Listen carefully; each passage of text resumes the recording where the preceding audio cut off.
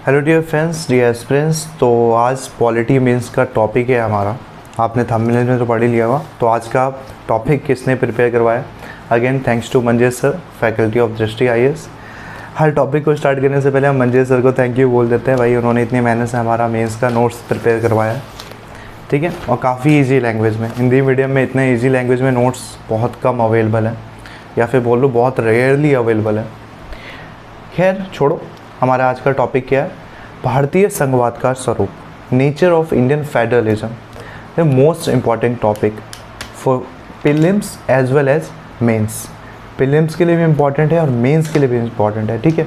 तो nature of Indian federalism पे हम डिस्कस करेंगे। भारतीय संघवाद का स्वरूप आखिरकार है कैसा? थोड़ा यूनिटरी है और थोड़ा फेडरलिज्म वाला टॉपिक भी है इसमें। हम देखेंगे हमारा जो फेडरलिज्म है, इंडिया का जो फेडरलिज्म है, काफ़ी यूनिक फेडरलिज्म माना जाता है।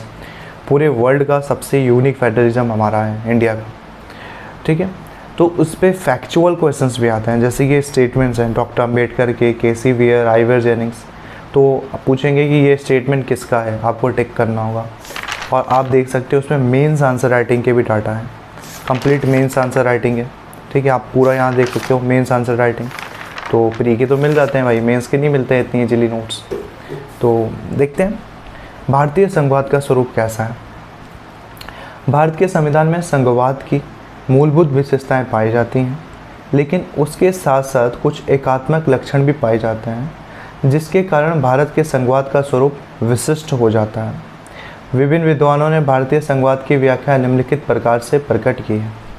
अच्छा, पहला ये पैराग्राफ में क्या बोला है? इन्होंने कहा है भारत के संघवाद में सबसे मूलभूत विशेषता क्या है? भारत के संघवाद की मूलभूत, संविधान में संघवाद की मूलभूत विशेषताएं हैं।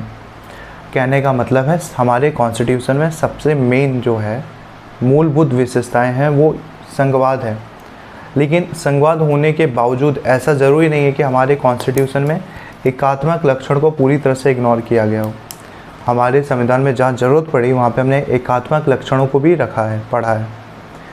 संघवाद और एकात्मक व्यवस्था, संघवाद व्यवस्था और एकात्मक व्यवस्था में डिफरेंस क्या है वो हमने प्रीवियस लेक्चर में डिस्कस कर लिया।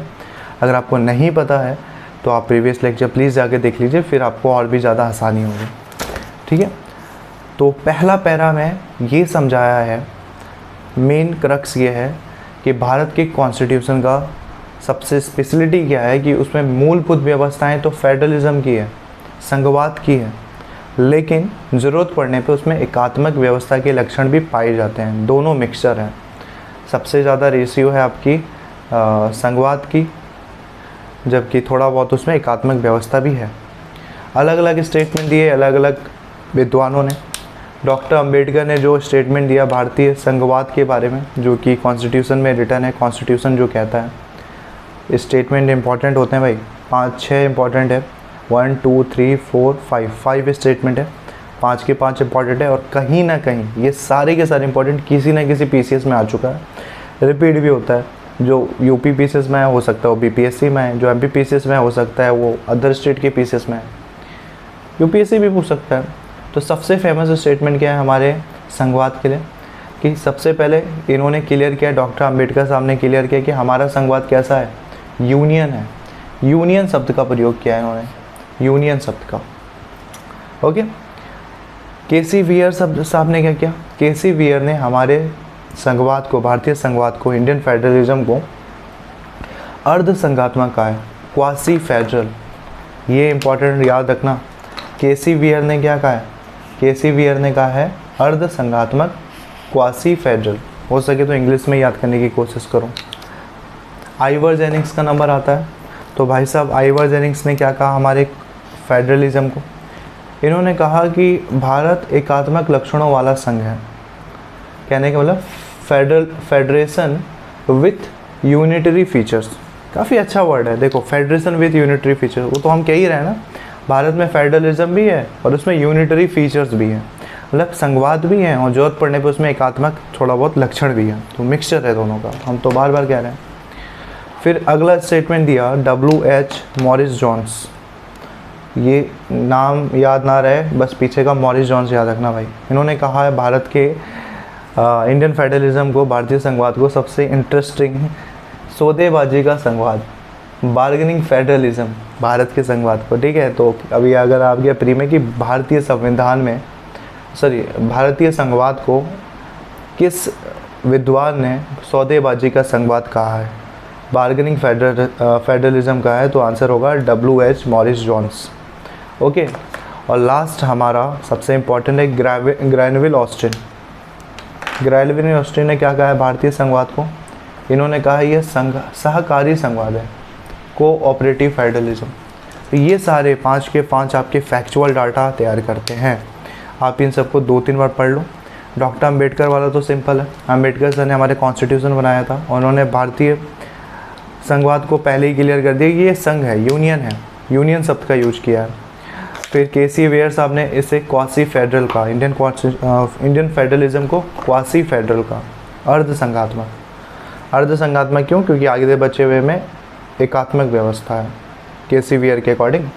आइवर जेनिक्स ने कॉन्स्टिट्यूशन को फेडरेशन विद यूनिटरी फीचर का, कि यहाँ संघवाद है लेकिन एकात्मक व्यवस्था घुसे हुए हैं उसके अंदर। W.H. मॉरिस जोन्स सौदेबाजी का संघवाद, और ग्रैनविल ऑस्टिन सहकारी संघवाद, कोऑपरेटिव फेडरलिज्म। तो ये हो गया फैक्चुअल डाटा। अब आते हैं मेंस आंसर राइटिंग में आप कौन से वर्ड यूज करोगे। This is very most important, आप इसको ध्यान से देखो कि मेंस आंसर राइटिंग में हम कैसा वर्डिंग यूज करेंगे।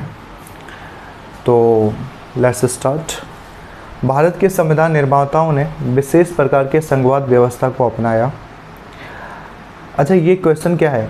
सपोज करो क्वेश्चन है कि भारतीय संघवाद का स्वरूप के बारे में चर्चा कीजिए, या भारतीय संघवाद का स्वरूप कैसा है, भारतीय संघवाद के स्वरूप पर टिप्पणी कीजिए, उसे समझाइए। ऐसा कोई क्वेश्चन हो तो ये आपके मेंस आंसर राइटिंग का तरीका रहेगा। क्या लिखोगे? भारत के संविधान निर्माताओं ने विशेष प्रकार के संघवाद व्यवस्था को अपनाया, जिसमें केंद्र व राज्य के बीच शक्तियों का संवैधानिक विभाजन होते हुए भी कुछ एकात्मक लक्षण मौजूद हैं।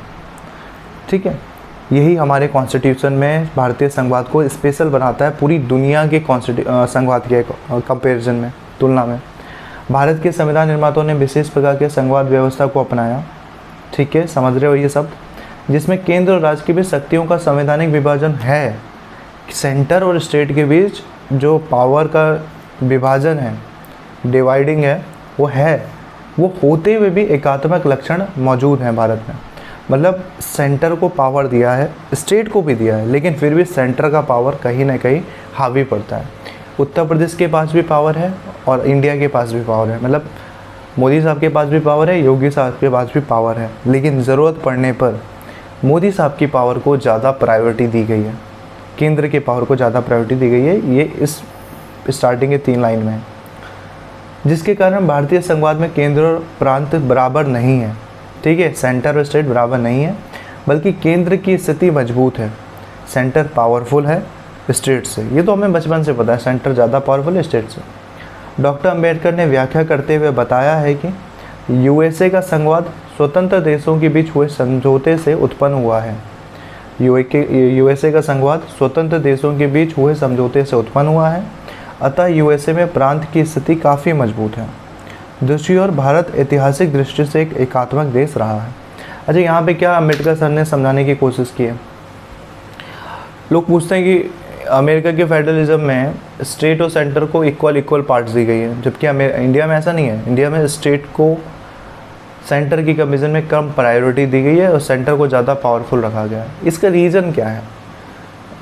यूएसए का फेडरलिज्म अलग और इंडिया का अलग क्यों है?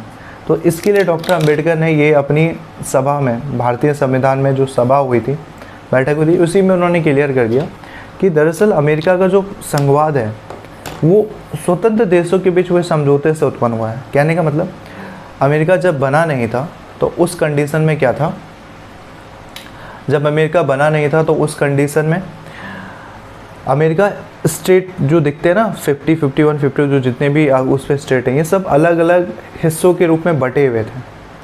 ठीक है, ये सब यूरोप के गुलाम थे और ये अलग अलग हिस्सों में बटे हुए थे।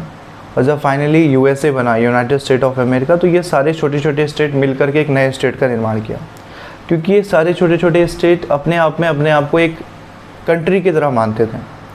लेकिन इन्होंने फिर एक छोटी छोटी कंट्रियाँ मिलकर एक अपनी नई कंट्री बनाने की कोशिश की, अमेरिका।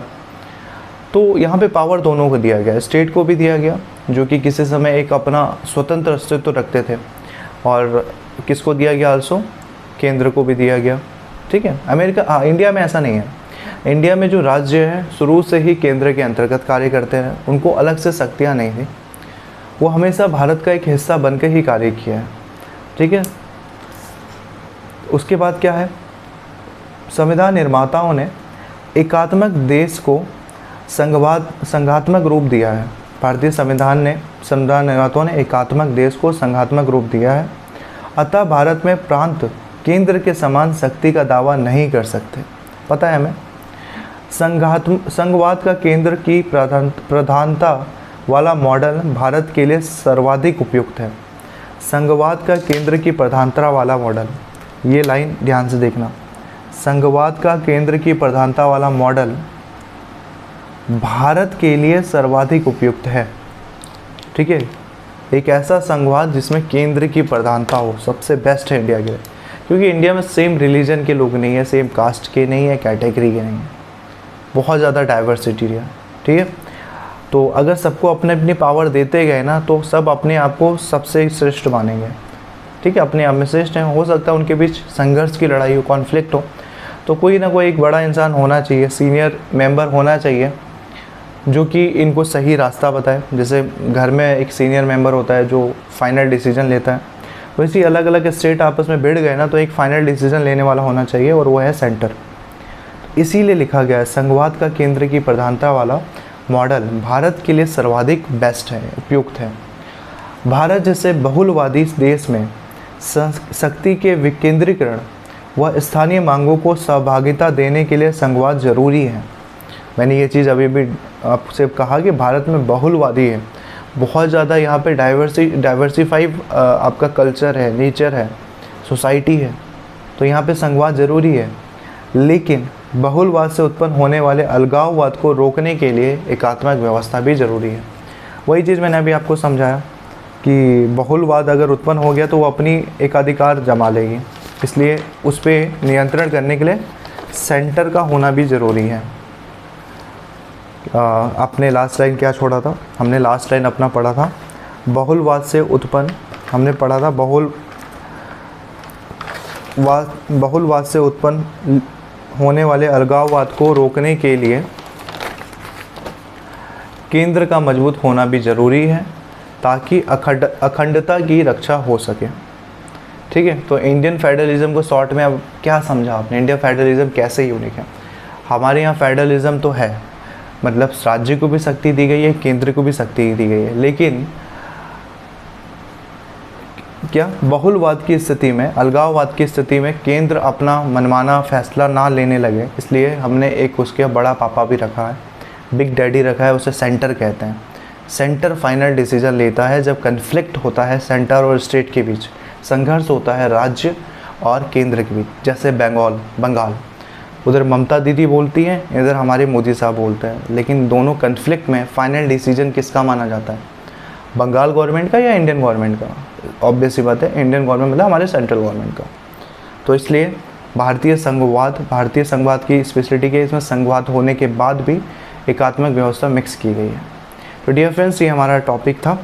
ये हमने मेंस आंसर राइटिंग कैसे करना है, प्री के जो फैक्चुअल डाटा है, मतलब किसने कौन से स्टेटमेंट दिए हमारे, वो सब हमने पढ़ लिया। अगला हमारा टॉपिक इसी के अंतर्गत आएगा, नेक्स्ट लेक्चर में डिस्कस करेंगे केंद्र राज्य संबंध के बारे में, सेंटर स्टेट रिलेशन के बारे में। इसी टॉपिक से लिंक है जो अब अभी हम पढ़ रहे हैं, बस उसी टॉपिक को हमने आगे बढ़ाया। 3 टाइप में बढ़ते हैं, विधायी संबंध, प्रशासनिक संबंध, वित्तीय संबंध। ये सारा डिस्कस करेंगे हम नेक्स्ट लेक्चर में।